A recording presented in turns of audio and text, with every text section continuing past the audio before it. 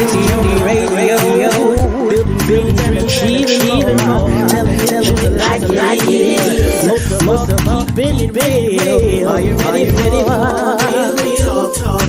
Changing lives and communities. Real talk. Saving all our families. Real talk. Bringing home and me. Real talk. Real talk with Judy. Judy on the radio. Real talk with Judy. Judy on the radio.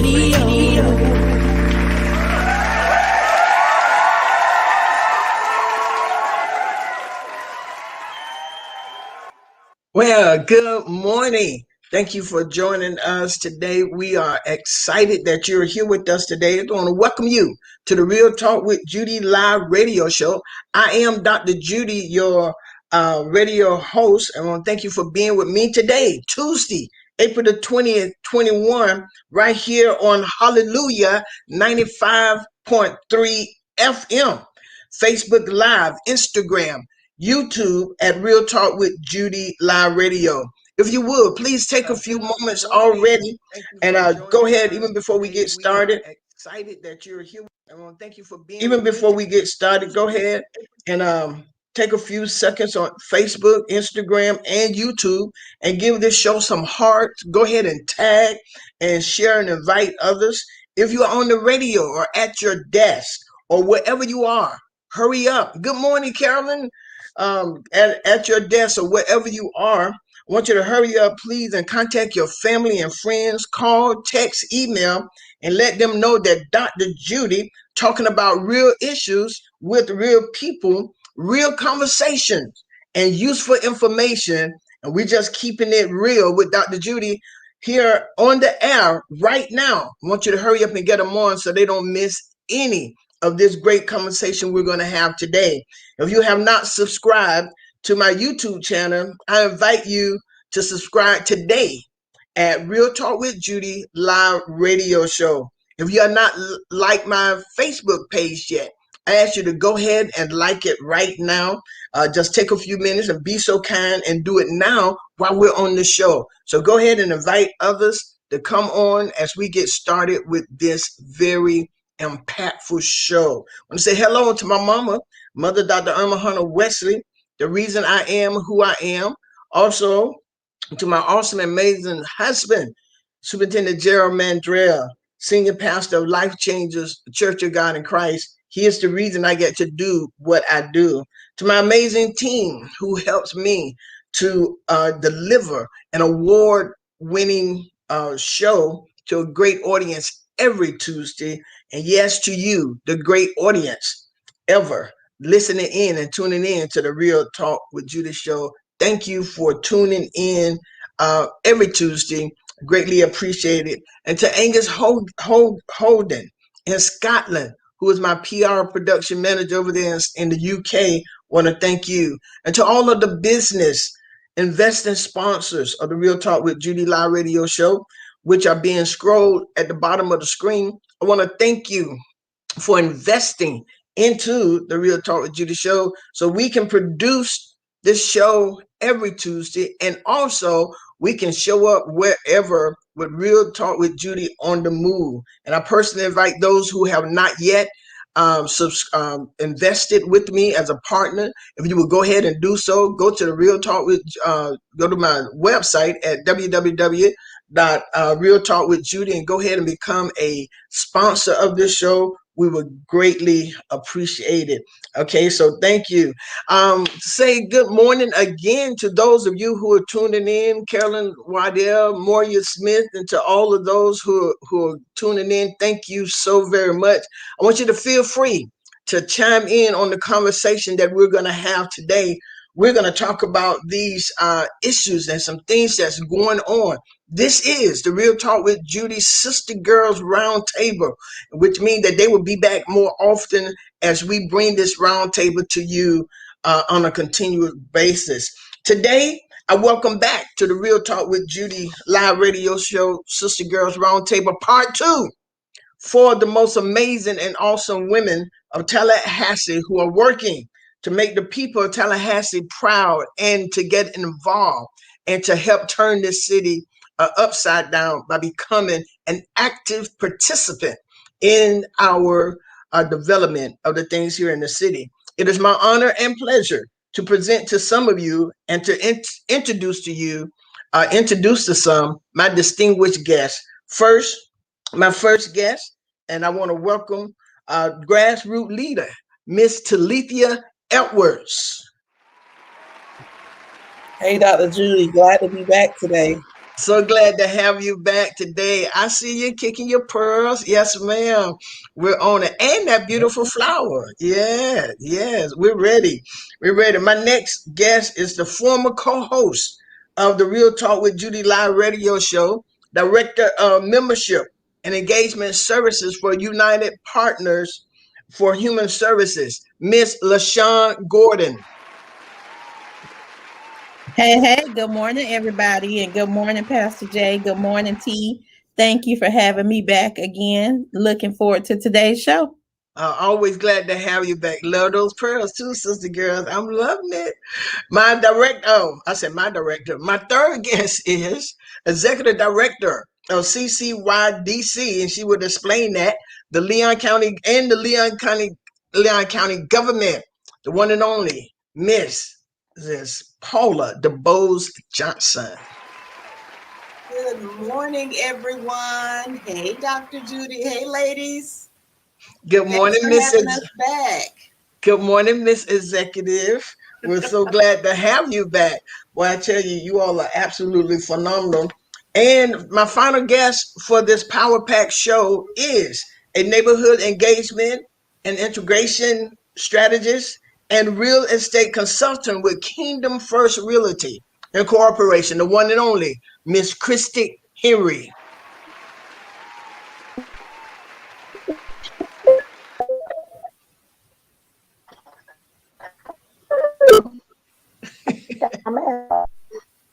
There she is. I'm introducing myself. You going in and out, Miss Christy? Okay. Can y'all hear me? You're going in and out? Can you hear me now? Huh? I'm here OEV.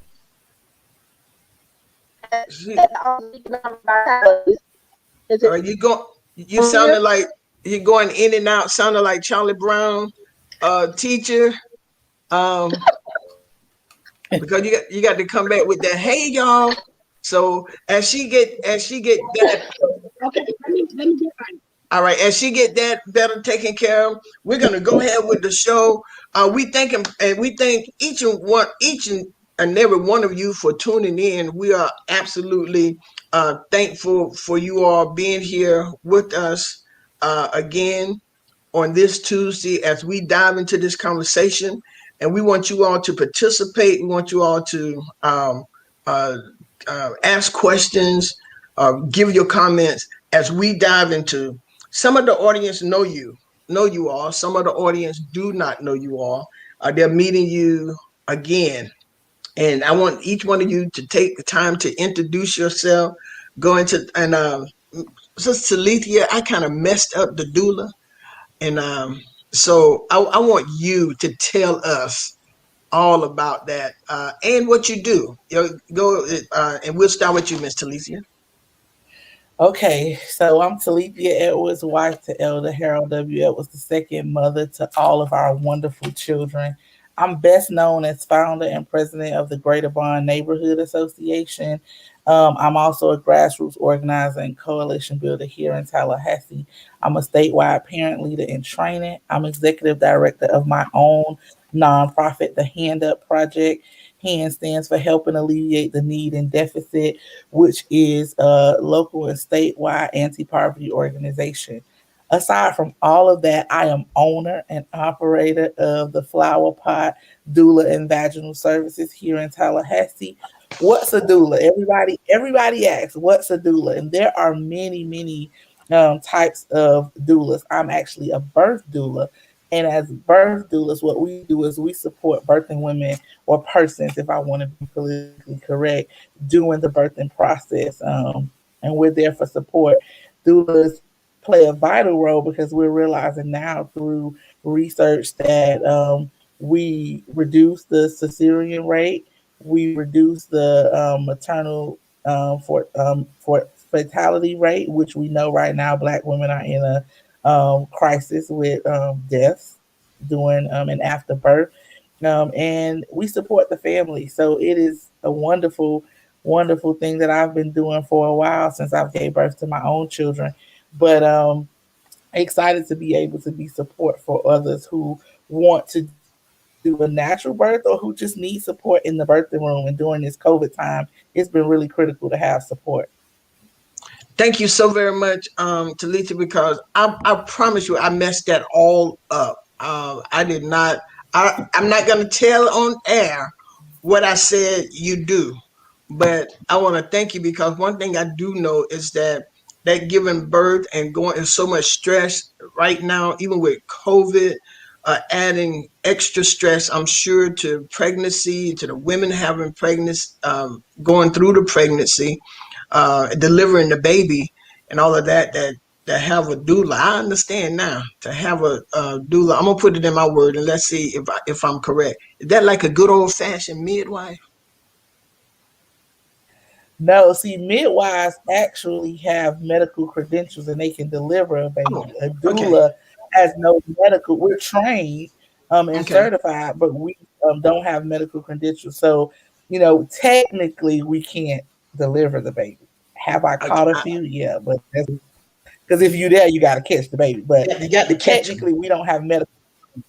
Yeah. Okay, And okay, believe it I or not, understand. there are all types of doulas, Dr. Judy. There are death doulas, there are pregnancy doulas, there are Okay. postpartum doulas, there are now community doulas. So there are a lot of doulas out here. Wow, I did not know that. But thank you for that information. I'm glad to know that now. Hey man, that is awesome. That is awesome. Next we will have come on, LaShawn, let's hear some more about you. So good morning again, everybody. I'm LaShawn Gordon. I am currently the Director of Membership and Engagement at United Partners of Human Services. So I get the privilege of working with human service agencies and nonprofit entities, really helping them build capacity, doing a lot of training and just networking. One of my favorite groups of people to work with are grassroots leaders, those that are trying to build what they have. I'm an encourager, so I love seeing people kind of bring their vision to pass. Before I started working at UPHS, I worked with At Promise Girls for the last 18 years. I started my career doing foster homes, where I was a supervisor for a couple years. Very, very young at the time, but God opened that door. And through that door, I started enrolling my girls at Pace Center for Girls, and I actually worked there for 15 and a half years, served as the program director. And so women and girls is kind of a passion of mine.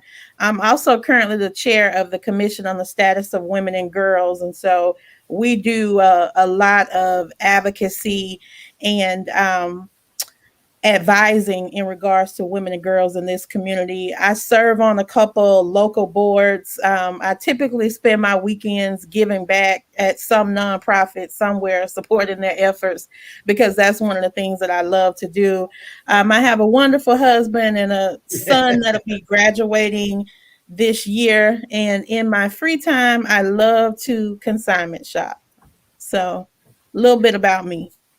And LaShawn, I wonder how you have any free time at all because you're always serving and always doing and always helping all of us be the best that we can be. So I don't even know how you get to have free time, but we're so glad that you're on here. Executive, Miss Paula DeBose Johnson, tell us some more about you.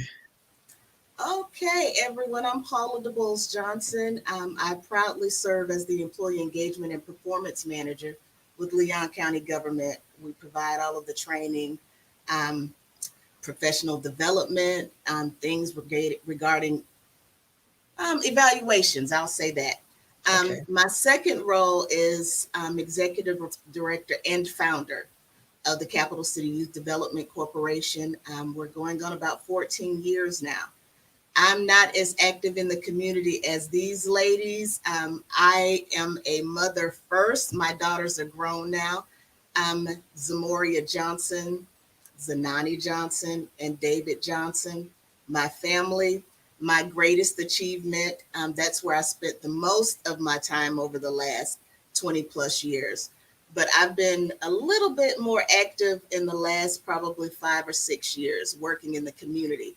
So I'm all about advocacy. I'm all about empowering women. Building strong communities. That's my passion. That's who I am. So hello again, everybody. And we're so glad to have you. One of the things that Paula does, she pushes her family, but y'all, she push all of us. And she's so full of wisdom and a know-how, and she help us out there in the community. But she works. She's a good behind in scene um, worker, advocate. And we have back with her. Let's see, she got to give us that famous Christy Henry intro. Last and definitely not least, look like she frozen. Miss Christy Henry. She's good. Unmute yourself, Christy. Can y'all hear me? Oh, we got you now. Okay. Hey y'all. Good morning.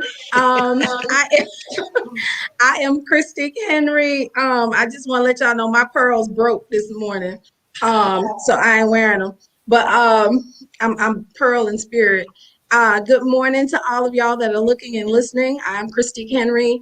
I am a adopted Tallahassean, adopted Southside Tallahassean. I have built my personal career on neighborhood and community advocacy. And I have been a real estate broker for 17 years. I own and operate an independent real estate company, Kingdom First Realty, that specializes in property management and real estate services and consulting. I also, by the grace of God, have been able to parlay that knowledge into community-based consulting in regards to engagement strategies, engagement frameworks, and integration approaches so that communities can be more cohesively and equitably run by constituent bases. And so I look forward to continuing that work. But more than anything, I just love people. I love Tallahassee. I'm committed to people and I'm committed to Tallahassee. And I feel so blessed to have been loved by this community and just see it as my soul and goal to give the love back that I have received. All right, there you have it, y'all. These are the four women. The five of us will give our perspective on so much, and you all have heard so much extra about them this morning. And we want you all to come in and to really get in. But we're going to talk about there's so much has happened since in 2 weeks. So much have happened in our nation, in our city, and all around. And we want to be able to again, to all of those who are on, want to thank you so very much for chiming in with us. Go ahead and share and tag tag and share, invite others to come on, because this conversation is going to be real good. So we're going to give some of our perspective, because I really want to hear it, ladies. Our country, our state, Governor DeSantis yesterday signed um, the bill, the HB1, about the riot, protesting, peaceful protesting, and he has signed into law a crazy bill, and so many people are fighting against it. So many people are making comments because it looked like Jim Crow. Have you all had the time to look at that? What are your thoughts? What do you think is going to happen? What do you see? I could feel the tears in my eyes when I think about it. This bill is this law now. It is a law. Law. It's not just a bill. It was a bill when we were arguing about it and writing our, lawmakers. It is now a law that, I went and kind of went through it a little bit. And what it translates is it criminalizes protesting. Basically, 9 or more people assembled together, peacefully or not peacefully, is considered now a riot if you're blocking the street. It's a second degree felony. If you are arrested, and you can be arrested, um, the law can the state can overrule the municipality, which means takes it out of the discretion of the local municipality, the punishment. And basically what with all of this, with everything I'm seeing, with what they're passing in Georgia, what we now have written into law about this protesting, is y'all, they taking it to the books on us, right? Like everything, every right we already have is already on paper. And so they're taking it to policy. And I see the work needing to be much greater than this. Local is so important. We make such an impact in our own areas, our little 5 feet area. But if we're not impacting policies, if we're not electing people who believe what we believe, or if we're not creating agendas that matter for us, this is what happens. It is sad. Like it's sad. Like yesterday, I just couldn't do it. I could not. I couldn't do it because I couldn't believe that this actually initiated, passed through the House, went to the Senate, and now is a law. I couldn't believe it in this state, but it shows us where we are. Let's just call this thing what it is. It's an attempt to keep us in our place. Instead of dealing with the reason for the protest in the first place, we opt to provide a smoke screen. Anything related to damage of property, anything related to how people protest, and if a protest gets out of hand, as Talithia said it, all of those rules and laws were already on the books. There's already a consequence for negative behavior when you're not following the law. And we've not had those kind of issues in Florida. So for that to be the primary agenda is problematic for me. And Talithia, I'm going to tell you, it's taken everything in my power. And you're a little bit braver than me because I don't put my moments of weakness and where I'm at my lowest on Facebook, because for me, over this last year, if somebody said the wrong thing in the wrong manner, I don't know where that conversation might have gone. So I appreciate your authenticity and just being open and transparent. But we all know what this is. But let me tell you the other side of this. We are resilient people, and the Bible says you will always have the poor. And for me, that is a little bit extended. You will always have the disenfranchised, because there will be people who work 24 hours a day to keep you in that state, poor, disenfranchised, silent. And we're not going to be silent. So it's a clarion call for me. Oh, yeah. Our young people, everybody can't be rappers. Everybody can't be basketball stars. We need you all to go to school. We need you to educate yourself on the law. We need for you to become lawyers. We need for you to become judges, because we need people that will stand in the gap for us and protect us and help create different laws to where we're all included. It is our right to peacefully protest. That's what we've been doing here in Florida. And to make that a priority is disheartening and it's hurtful. And we know exactly what it is. Well, I was going to say, you mentioned youth and young people. And I think for me, that's what's really tears me apart, because it's really going to have a profound impact on young people who are learning to find their voice and wanting to stand up for what's right, for what they believe in. And so, it is a scare tactic.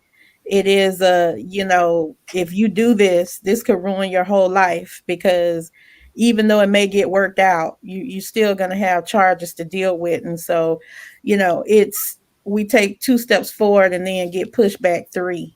And so for me, I think the generation that is getting ready to go into the world, go into the workplace, start going to college, those are the ones that I fear the most for, So it's very heartbreaking.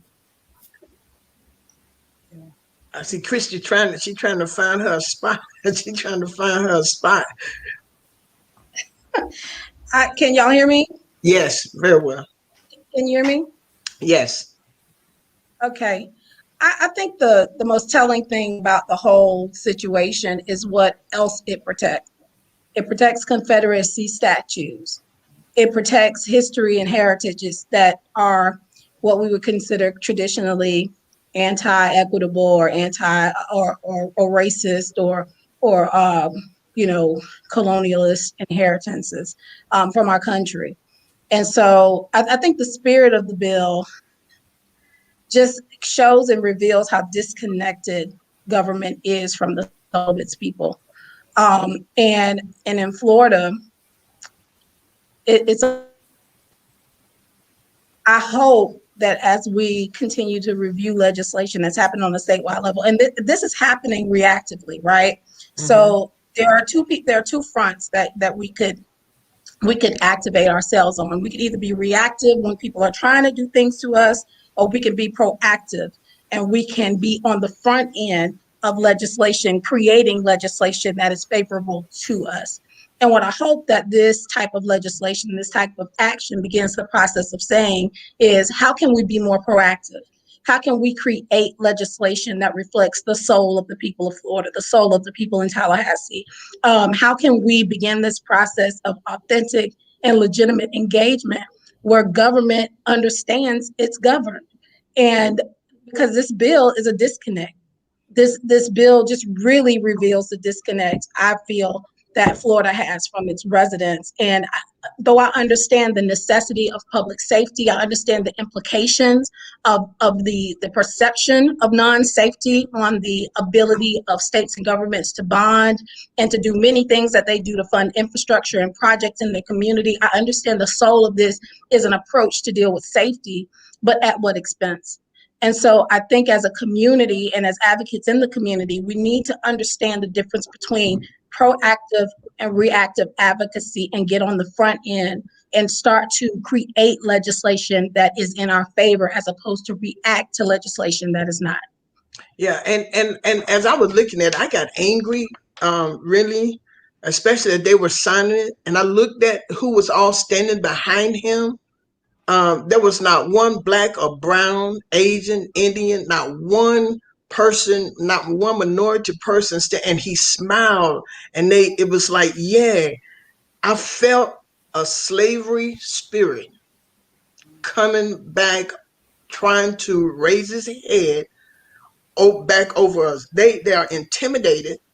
They're scared because we do have educated, very educated African American, very educated brown people. We have very educated minority people. And it all started because we went out and voted, y'all.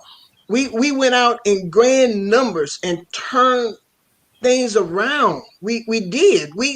Our young people, we got older people going back to school. We got people 60 and 65 getting a college degree, getting their education, doing things.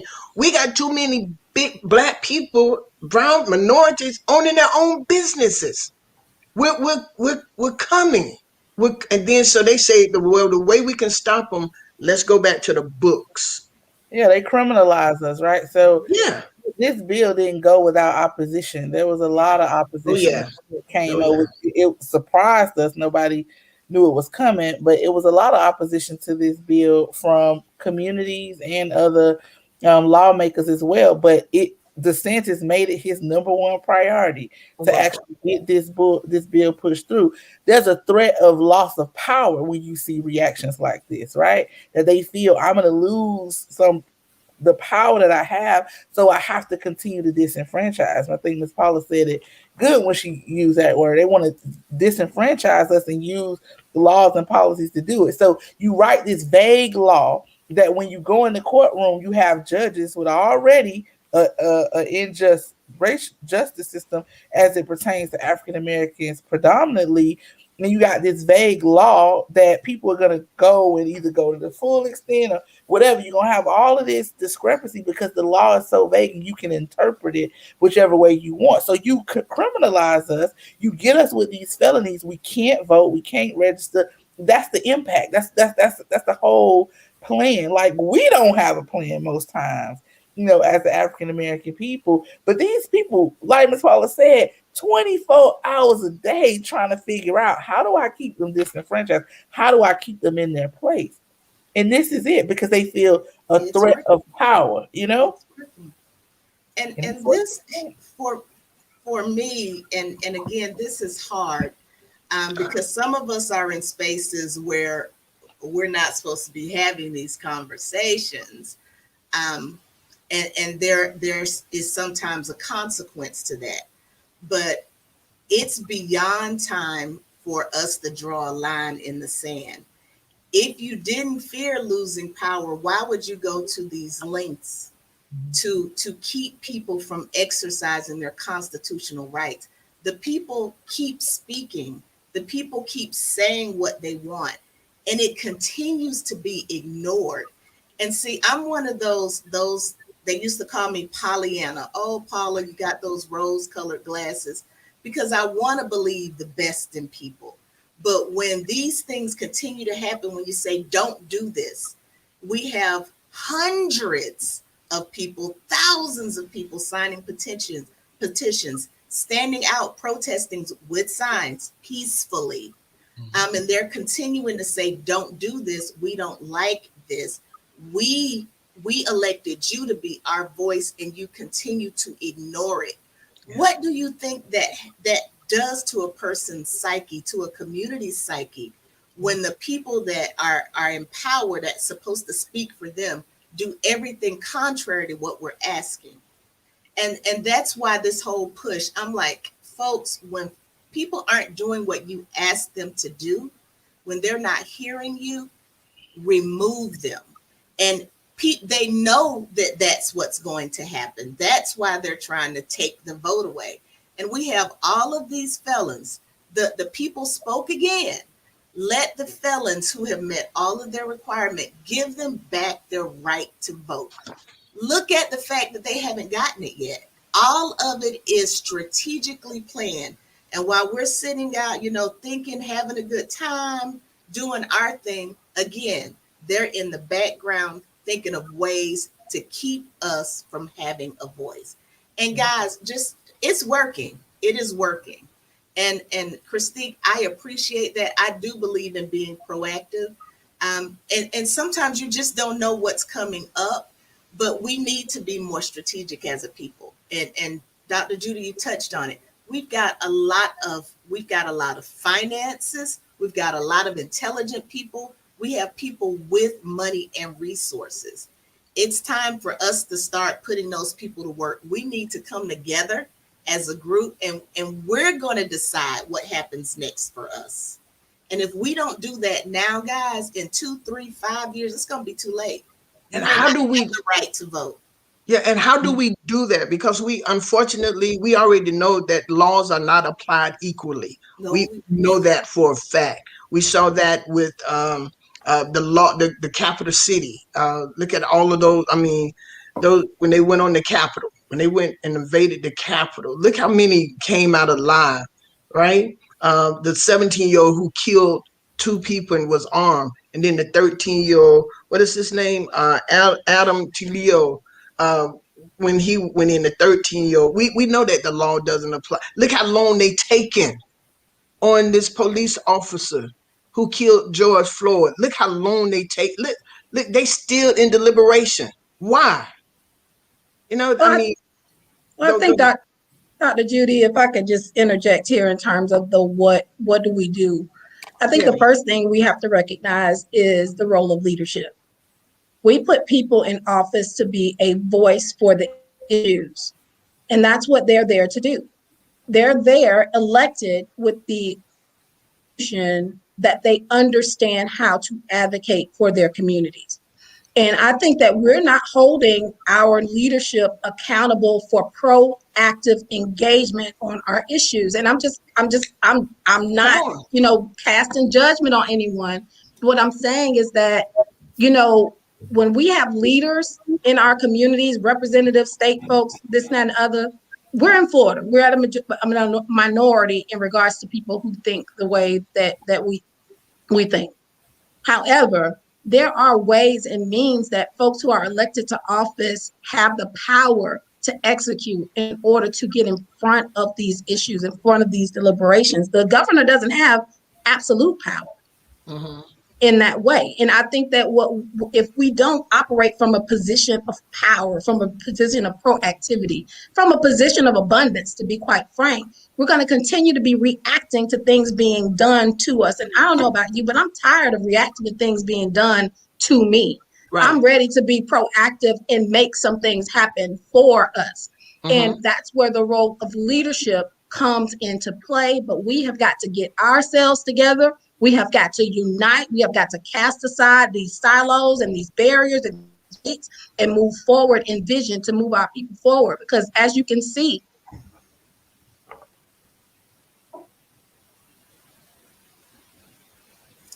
I missed that last part, Christine, and I know Yes, that last sentence I was want. power. Yeah, What please did you finish say? that. As I you said, can see. as you can see, it's not happening. Yeah. I knew it Yeah. was power to it. Yeah, Well, Tamia Brinson wrote on here. She said you have to elect like-minded state legislators first. You have to because we can't just put people in office because they're black. We can't just put people in office because they promise this and that. I think a lot of games going on right here in Tallahassee. I think there's a lot of manipulation and games are going on right now for this next voting season. I think, and we can't afford it. So Christy and all of us, we got to find a way. I mean, they're behind the back doors, Paula, planning, and we're still out here trying to get people to just stop fighting each other. Well, I think strategic agility is one of the words that come to mind, and I think we get busy with all the hoo-ha that we don't slow down long enough to create a true strategy. And so that's the whole thing about it. Pastor Judy, you and I were talking about a situation a couple weeks ago, and we're like, let's get this strategy in place. And so I think that's one of the things that we have to do is start slowing down, as Christique said, start being proactive and get our strategy together. Because when we wait to the last minute, or we don't think in advance, oops, we shoulda, coulda, woulda. And shoulda, coulda, woulda is not going to get us to the next level, to be in a position where we don't have to keep dealing with these type of things. And you've already said it, and LaShawn, thank you for that. And Pastor Judy, you already said it. We know what's coming. We know what next year looks like. I'm looking at immense power on this screen. All of you all have a following. All of you all are considered community leaders. But I bet you if I were to ask anybody, and I don't want anybody to answer because I'm not going to run for office, the people that are out there doing the work, that do this stuff that we're doing, they don't want to run. They don't want to run because of all the foolishness that comes with politics, all the scraping. They have to give up everything. You have to totally give up your life. And then there's the financial aspect. So we need people with a heart for people, because I think that's where we've lost it. And guys, I've been trying to hold it together this whole time because I just want to weep. And it's not, I'm sad and I'm angry and I'm tired of feeling this way. It colors the way that I look at people, and I don't want to see people that way. But again, we have to kind of look at the handwriting on the wall. Wow. And so it's the heart of people that need to change. So all of these other things that folks have, their other agendas, if you're not really passionate about the people, passionate about caring and protecting and providing for the people, you need to step back. and Wow. let somebody that really cares in office. But on top of that, we need to support these people that would be great advocates, people that will think strategically, people that will echo what we've been saying in the community that we want, in this state that we want. And we divide ourselves instead of being in lockstep. This Wow. person wants to run. They've shown that they can be trusted. They've been consistent in their work for the community. Why aren't we supporting them? Why aren't we raising money for them? Why aren't we pushing their names forward and encouraging them to run and be advocates for us? And this is my thing. If you can't do it, we give you a chance and you can't do it. Well, guess what? It's time for somebody else to step up. Yeah. I've always felt that way. Wow. Wow. Wow. This is powerful. This is powerful. Paula, and I'm sure all of us have been asked several times to run, to run, to run. This is why I won't run. And y'all hear me well. This is why I think I can say what I want to say outside in the seats. When I get in the seats, I have to be politically correct. But right here, I can speak my heart and say I disagree with that. I agree with you 100%. We have to look at the candidates who's running, and we got to look at them for real. What have they already done now before they get in the seat? Everybody can drive better in your seat, but what are you doing? I am I am I am 100 I am a 100% supporter of Diane William Cox. And I'm gonna tell you why. I support Diane because she has proven that she cares about this community. She has proven that she cares about the people in this community. When she lost about four or five, however many times she lost, she didn't stop working in the community. And she didn't go finding fault with everybody on the board, on the commission. She worked. I want people like that in office. I want people who have that kind of heart in office. Any one of you ladies, I'll vote for you. I give a full $250 for your campaign if you run. I promise you. That's the maximum That's the contribution. maximum you can give. I promise. I promise. Talitha, LaShawn, Christy, Paula, I would give it to you all. And then I will help work. I will help work it. You know why? Because I believe in you. I believe in what I see what you do now. And you don't just criticize. You give good points. You know? That's why I like talking to y'all. You make good sense. We need people who care about the people and who will be able to stand up and say this isn't right or this is what I saw Talithia, and I think I fell in love with Talithia. After that, she stood in that courtroom, not the courtroom, where we were, the city commission room, the city about them trees. I never forget. Talithia, I'm gonna send you a picture that I took of you when I left my NAACP meeting because she asked for people to come stand with her. Dr. Tawanda Davis told her to call Pastor Judy, she'll come. Talithia sent out a text. I don't know who she sent it to, but I left that meeting and I came. And I sat there. She was in that meeting. Maybe, I don't know, maybe it was two or three other people. But it was about 50, 60, or 100 people in there fighting for trees. 173. I'm gonna get that number correct. Ooh, That spoke ahead of us. 173. it was long. She's right. And it was 4 of us when Pastor Judy came. That was the most emotional day of my life about a tree. I mean, and she said that, but she fought for the people and she wasn't afraid to say something. I was standing with her. I didn't even know the whole conversation. But after I heard all of those 173 people, you would not put a tree over a person's life. That's what we need.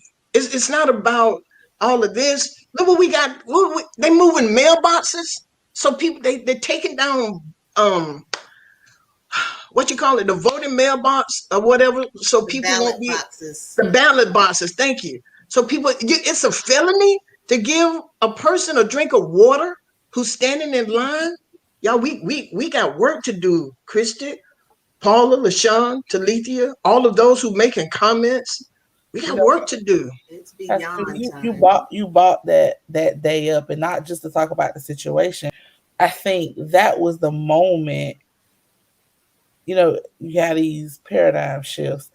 That was the moment that I think in myself that I realized sometimes you got to be by yourself, right? Like it was a 7-hour meeting. And I think in all of what we're talking about, sometimes in fighting these fights and advocating and being transparent and proactive and all the wonderful things we've said, sometimes it takes you to sit there by yourself that will then engage other people. That was at that moment that I remember coming home after that day and I just cried. And my husband, he said, you gotta protect your heart. Like you gotta, that's what he said. Because I had texted everybody in my phone that I knew. Listen, it's like 173 people here. If y'all care about this issue or anything, somebody need to show up. And I think that sometimes that's how the people, African Americans, the disenfranchised, that's how we feel. You feel alone when you're talking to your legislators, you're talking to the people you put in place, because that was the comment to those who were there, who we had all voted or whoever voted for them to be there. And they were listening to people who didn't live in our neighborhoods, right? They were willing to, the number of people who showed up was who they were ready to listen to.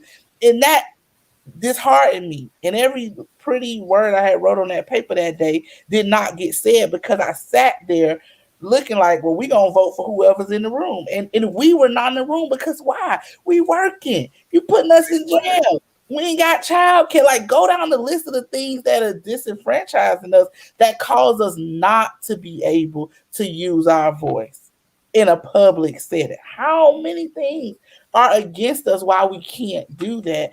And so all of this, what we're talking about, and it's happening, everybody talking about it on every different level. We waiting to see if this man Chauvin is gonna get, if he gonna get convicted. I'm hopeful. But I was listening. The defense took 2 hours and 43 something minutes yesterday to do a closing argument, to throw the jurors off. That was a tactic to anything that they had thought. He wanted them to think something different, right? To create reasonable doubt. And then Florida, we passed this law because guess what? If this man is not convicted, we gonna be mad, right? And we want to do something. What do we have in our power? We don't have money. All we got is our voice. All we have is our bodies that we utilize time and time again to be ridiculed and said, you still not enough. All I got is my voice. That's still not enough. You can't use that either. So you silence us. And guess what? That's why our communities look like it looks. That's why our children are having the struggles that they're having. Like, because you can't even say nothing. That does something, like Miss Paula said, to your psyche. It don't matter if I say something anyway, ain't nothing gonna change. And that's what they would have us believe. And that is absolutely not the truth. Exactly right. We have to recognize our power. And I think that's why a lot of people are still sitting there frustrated. And yes, I want to cry, but it's sadness, but it's more so anger. I'm one of those ones that if you see tears start to leak, you should back up because it's coming. And it hurts me when people are hurt. And to see, you brought up a good point, LaShawn, when you said the children.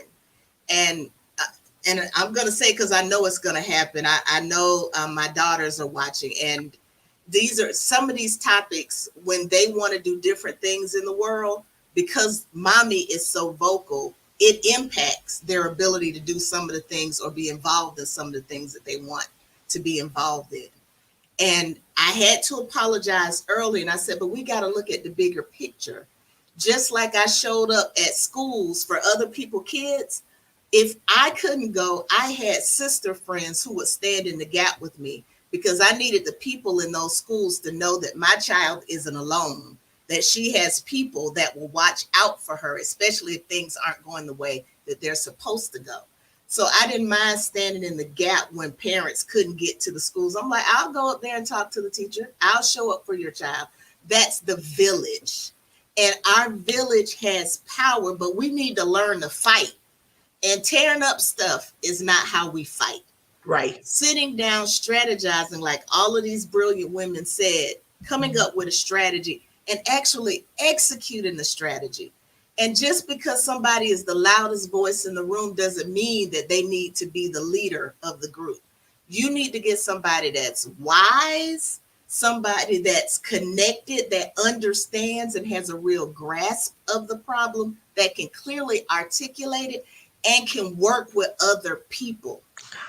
We have so many great people, they're great community advocates, but their delivery is atrocious and no one wants to work with them. And I'm like, no, they're great people. And they're like, well, yeah, they are nice, but I know them personally. The rest of those people just think they're crazy. Mm-hmm. And we can't have that. We have to have a plan, a strategy, and we've got to execute it.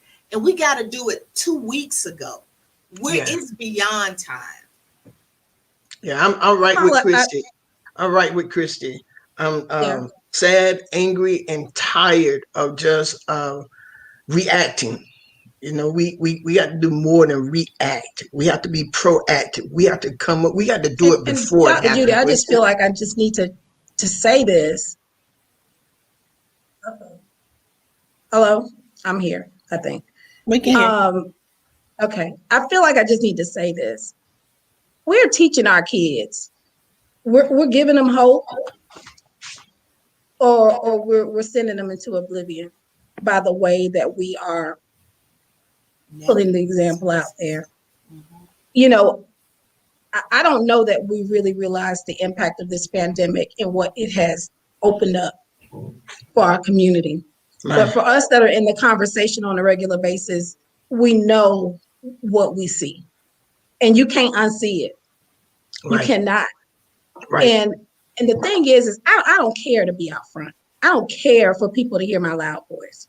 What I want to see is outcomes. I want to see impact, because the resources and the ability to do that is there. And I don't want to sound like I'm fussing, but I fuss at me first. All of this brilliance in this community, and I know it's not a sprint, it's a marathon. Every incremental part of it is racing toward an expected end. But making sure we're on the track running this race, right? And we're not just out there in the woods, don't know where we're going running this race, is critical. And so my call here is that, first of all, within myself, because I can't change a bigot. I can't make a bigot see value in a Black person. I cannot change their heart. I'm not Jesus, all right? What I can do is I can look at the situation that's going on in my community, and I can translate it into public policy, and I can work with partners to affect outcomes on that. That's what I can do.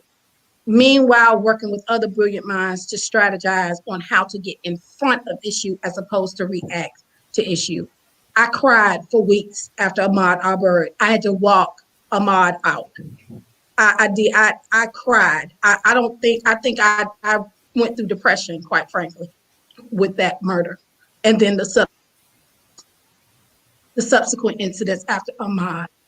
I don't want to feel that way about the death of our community. I don't. If we can come together and breathe life in our community, if people who are listening believe that there's life in our community, let's breathe life into our community. Let's breathe hope into our community. I don't want a platform. I want outcomes.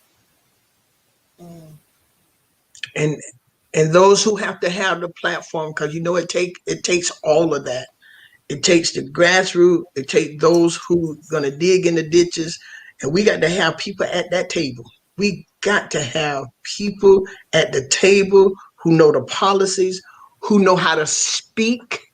I agree with that. We can't get up there. All this cursing and all of that, that's not going to get us heard, y'all. We got to sit down, strategize, and we can't be afraid to allow the people who need to be the leader at that time to lead. And support them. And support who they We can't be afraid to do that. Okay? All of us lead at the time that it's time to lead, right? And we have the caboose. We have the caboose. That's the one in the front, right? But you got to everybody got to be somewhere. And you know where you best work. So work it, but let's work this together. Let's make this happen together, right? We got to do it. Our children. Somebody put on here, I think it was Mary Lambert. She put on here that she wished there was a hotline that our children can call and talk about. Y'all, this affected them as well. I mentally, these children ain't right. And then to put them in an education with the computers, the teachers tired, this whole everybody tired, and then to come up with all of this stuff on top of all of this. Our Black community, we are resilient. We really are. But right now, we got to learn how to spring back. We got to help us. Yeah. We have people in office that don't care anything about the Black community or the minority. We do. And it's just what it is. You can't unsee, as Kristen said, we can't unsee what we see, but we got to deal with it realistic. That's why God sent Jesus. There was no hope for us. And now he grafted us in. But it's like America. Some of our white Americans do not want us grafted in. And we can't hide it. We can't hide it. I'm fortunately, I have so many I got white cousin-in-laws, and I'm thankful for them because they taught truth. They taught real truth. We have people in our family who are Republican. They disagree with so much that's going. And y'all, it's not Republican. We got to do our part. It's a hardship. We got to do our part. We have to do our part. And if we can ever, regardless of your party affiliation, if we can do our heart, we want some good people in office. We need them there. We need them there. And Christian, sometimes whether we want the limelight or want a platform or not, sometimes we need to be there. Sometimes we need to be on that platform. Sometimes we need a loud voice, but we need it strategically and with sense and with order, because we have to think. Y'all don't you know, you got to think like what the scripture says. Satan, we're not ignorant of your devices. We're not ignorant of these devices. We know what we want, right? And we got to go get it. But the thing is, how do we get it? You know, How do we get it? when I'm hearing you talking, you said It's a marathon. we We have get to, frustrated. Go ahead. okay. I was saying that when you were talking about voting, or operating with our heart and not our party affiliation, I think about, some of the spaces and some of the boards I serve on, and we get in these conversations about the candidates and who know God the best. And I'm like, listen, you cannot legislate morality. That's something that is inside of you. You can't legislate it. Can't And legislate. as I'm reading and looking at all this stuff about some of the vaccine hesitancy and faith-based leaders and everything, and I came across an article which I had no idea that it was talking about evangelicals and White the Christian evangelicals evangelicals. feeling that this is the mark of the beast, and it's a Satan move, and just this whole political thing has become like about morality and not about policies and right and wrongs and different things like that. And I feel like if that's what we're up against each time, that this person say I'm against abortion, this one say I believe in choice, and we vote based on our morals, and our morals are not, we ain't checked ourselves yet, right? Because some of these morals are not, That's right. we ain't checked the morals, because we got a lot of different things. We got heart checks to do, and that's what made me think about it when you say our heart. Like, we got to check our heart. If we're Christians, like some of the things we talk about, we say we don't want women to have abortions. We pro-life, right? But that woman having an abortion now, we don't want her to get child care. We don't want her to get subsidies, affordable housing. Like, come And you on. believe in capital punishment, but Yes. that's incongruent. They don't go together. Make a No. decision and stick to it. My. So it's so I mean, we could dig so deep Woo. into all of these things because this is what is happening. Like, this is the reality. And I love my husband. He Jesus all the way. And sometimes I have to check, we have conversations real like, with Jesus really? Like, grace, the cross, the blood. Let me understand this, right? Like, check everything up against grace and the blood and the cross. And if it don't pass that fact check, you got to do that over. And this is a Christian radio, so we can talk about that. I think that we think about what our fleshly selves think Jesus or God won't, and we forgetting about people that's right in front of us. We forgetting about how we walk it out with people, how we build relationships, how we overcome things that are in our lives, or even sharing, our own struggles so that people can overcome. Like what the person said, we need a hotline for the children to talk. Listen, I realized my kids was experiencing a little bit what I call depression. People probably wouldn't call it depression. Guess what? I took them to a therapist.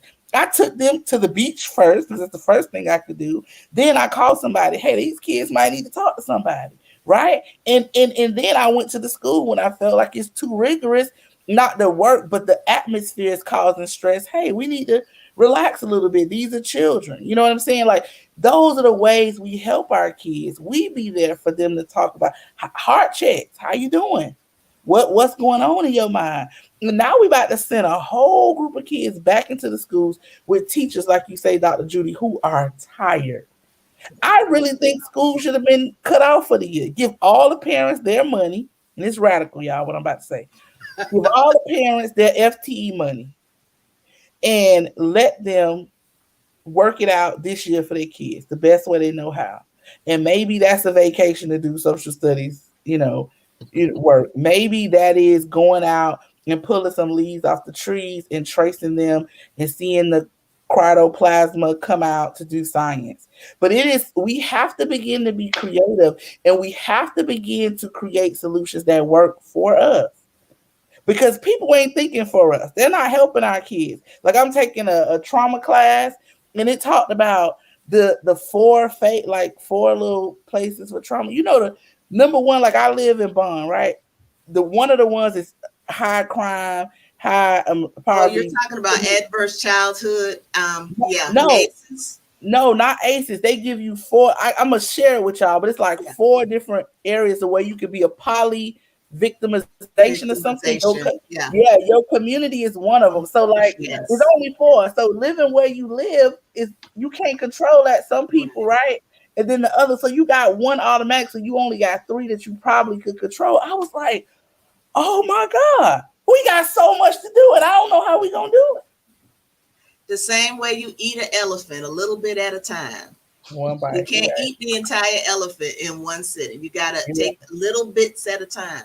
And we have to be strategic about it. Right. I think the other thing, Paula, is that we haven't really documented the stuff that we have done that have moved the needle. So we look like it's so much that has been done, but we're not looking at what the LaShawns are doing. We're not looking at what the Talithias are doing. We're not looking at what the Dr. Judy. We don't have a mechanism where we can measure progress. All we hear is the problems, and all we hear is justification of the problem. So, we're in the South Side, and it's a food desert.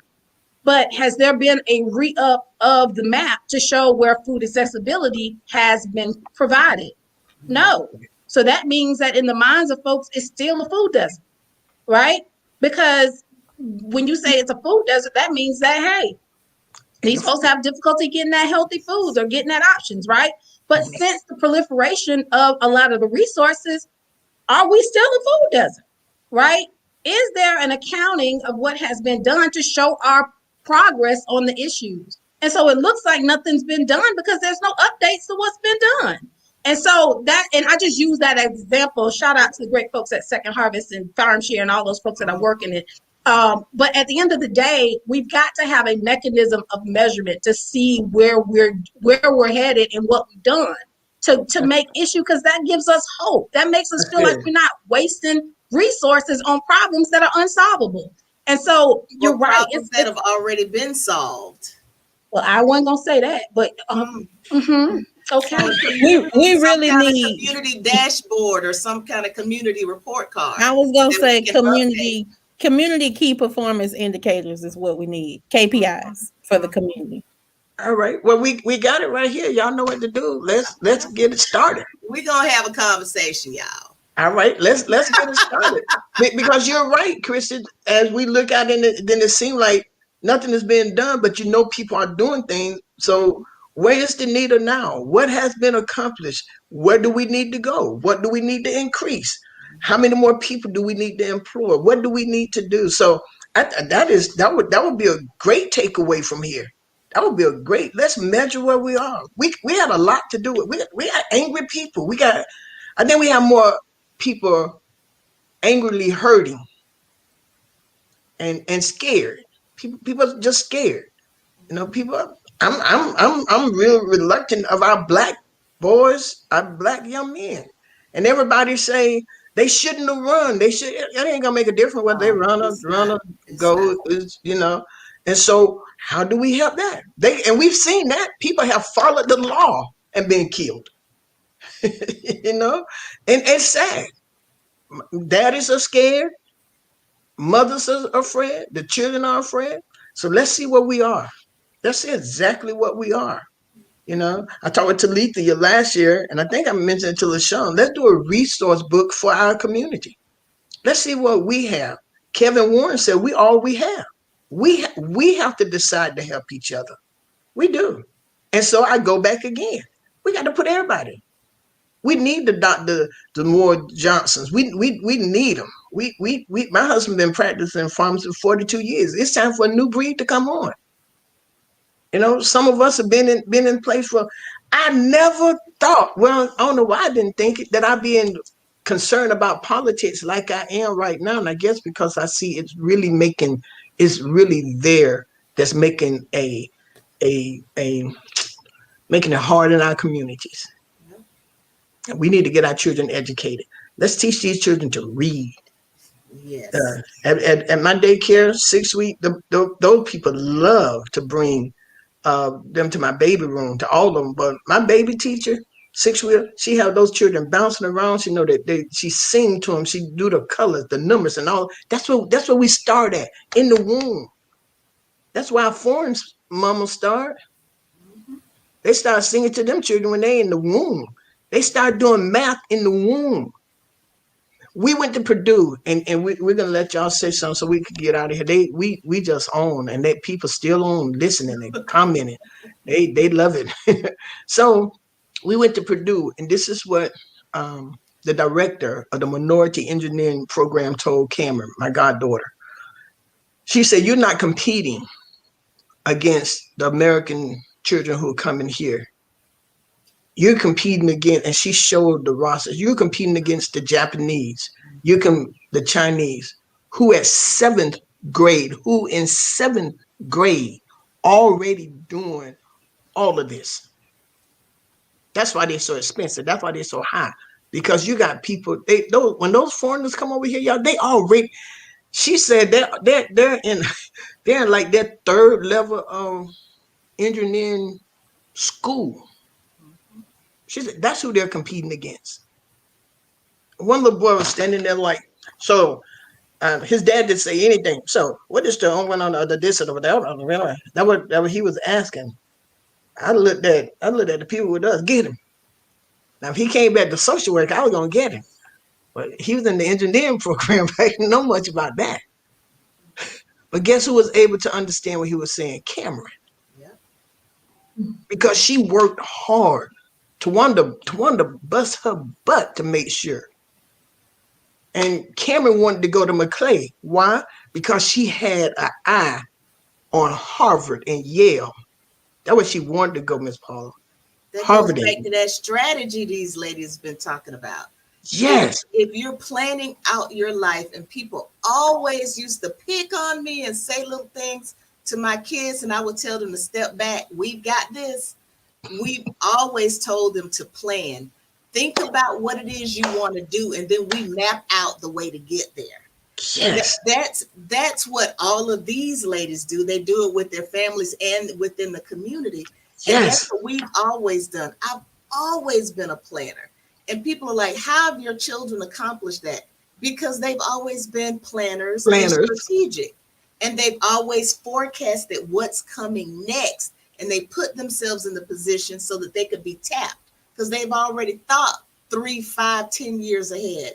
Yes. And this is the deal. Our people created the sciences and the maths. So this whole notion of it being hard, yeah, I'm one of those people that struggle with math. But guess what? Our children need it in order to compete in this global, not Tallahassee, not Global. the United States, global society. We are behind the power curve. And I don't know which one of you all said it. Innovation, thinking about things differently. The way our schools, we have been doing the same thing the same way for many, many years.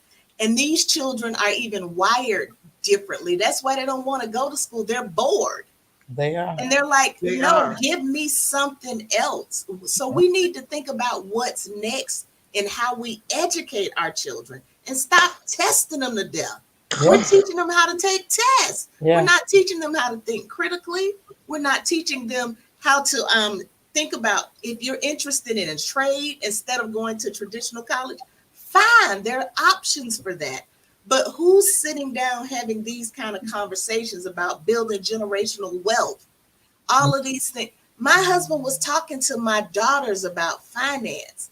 And I was a grown woman about to graduate college and didn't know how to manage a checkbook or my finances.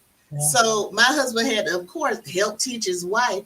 But my daughters can manage money. They understand how insurance plays a part in generational wealth. This whole notion of not having life insurance to bury your people, all of that, all of those are critical conversations we should be having with our children. Yeah. And we don't for whatever reason. And so when these ladies have these programs out here, Talithia, that whole pop-up preschool thing blew my mind. Why didn't we think about it before? Why not? That, and I'm like, so we should have them all around the county. We got enough old buses. Why don't we revamp them? Just do something different, because that's what our children need. They need for us to come up with something new to keep them engaged and help them to figure out the what's next. Yeah, I totally agree. And what we find too is that when the school system find that you got these brilliant little black children that are planners and that have planned their lives, they find that to be an anomaly. They don't want to help them. Prime example, my Yes. 13-year-old is an IB student at Rickards, and she's a ninth grade classification, but she has a 10th grade schedule, which technically she will have 11th grade schedule. So they want to put her in a whole bunch of AP classes just in order not to give her the 11th grade IB schedule because Wow. of her classification. That didn't make sense to me. That'll put her too far ahead. They don't know what to do with that. Yeah, that's what they said. She was ahead. So I had to call and say, listen, this girl has a plan. She wants to be a double board certified neurologist and cardiologist. So you playing with her timeline, okay? And so you cannot play with her timeline because we go over that timeline year after year, and she knows it. She knows what she wants to do, where she wants to be. She also understands she's graduating high school at 16. So she wants to get a little bit of high school life so she doesn't move faster, right? She doesn't graduate early like she can do because she wants to learn to be social. And the man, he had no reason for not giving her the IB schedule besides of her classification. And do you know she's 13? I'm like, I'm her mama. Of course I know she's 13.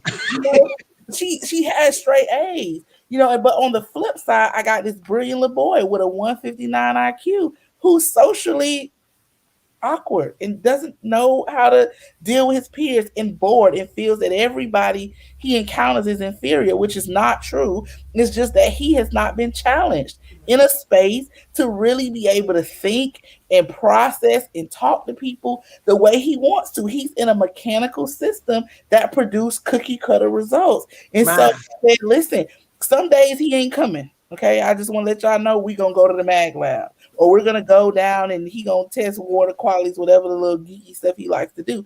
And we have to feel empowered as parents, as community members, as villagers. I consider all y'all part of my village, to challenge kids to be able to do these things and to dig into them, so that they can get out of life what they actually want and feel empowered. Because it's gonna start with us empowering them because they next in line. You gonna work this has harder been a for great something you show. wanna do. Yeah. Yeah, and Talithia, we got to go. This has been a great show.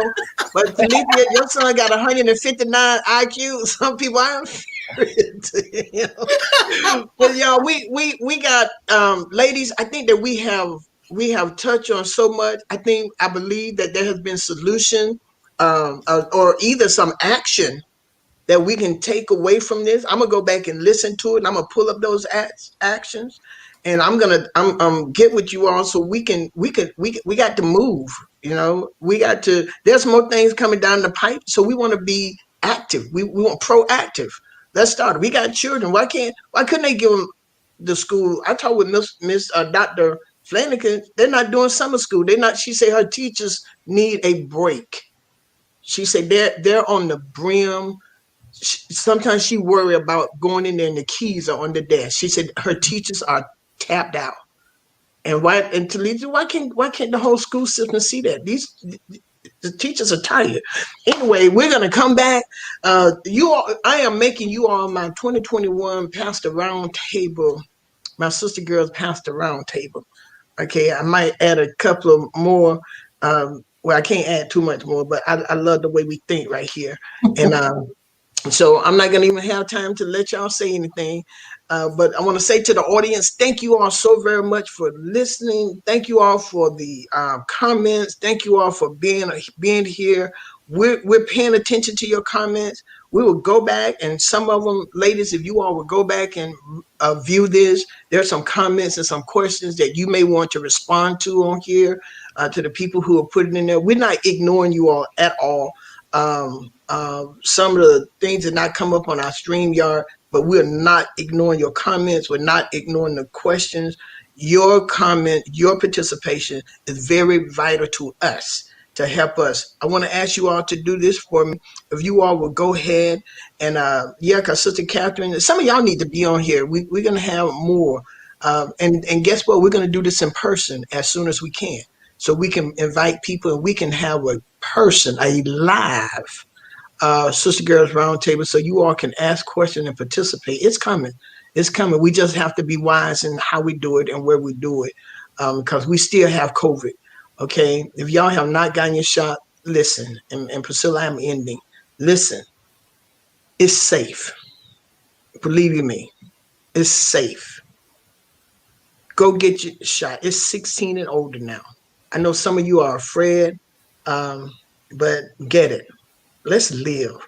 We prayed and asked God for a solution. We asked God, help us, send us help, send us help. So he sent help through our medical people. I believe in our medical people. And I'm going to tell you, I wasn't going to get it either.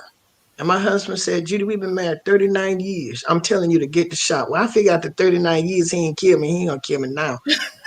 So I figured I'd go ahead and follow what he said. And I took the shot, both of them. I didn't get sick on either one of them. My arms were sore, but go get the shot. All right? Go get the shot. And so we're going to make all this work. We got a lot of things on here. Paula, LaShawn, Talithia, Christy. I couldn't have a better panel. Absolutely admire every last one of you. We're going to make this thing work. And to everybody, thank you. I know my mom is waiting on me to call her, so I got to get my pen and paper. And she go over this show with me from today. And y'all, we're going to make it happen. We're going to make it happen. We're going to make it happen. We're going to make it happen. And there, Paula, you're muted. She knows what a doula is now, right? Yep, she knows All what right. a dually is because, yeah, because I was way off, Talita. You would be surprised what I said. All right. Listen, thank y'all. This has been a Real Talk with Judy show right here on Hallelujah 95.3 FM. And always pay attention because you never know where I'm going to pop up at. I see us in the future, y'all. And we really do look so much better than we do right now. God bless everybody. Real talk with Judy. Real talk with Judy on the radio. Real talk with Judy.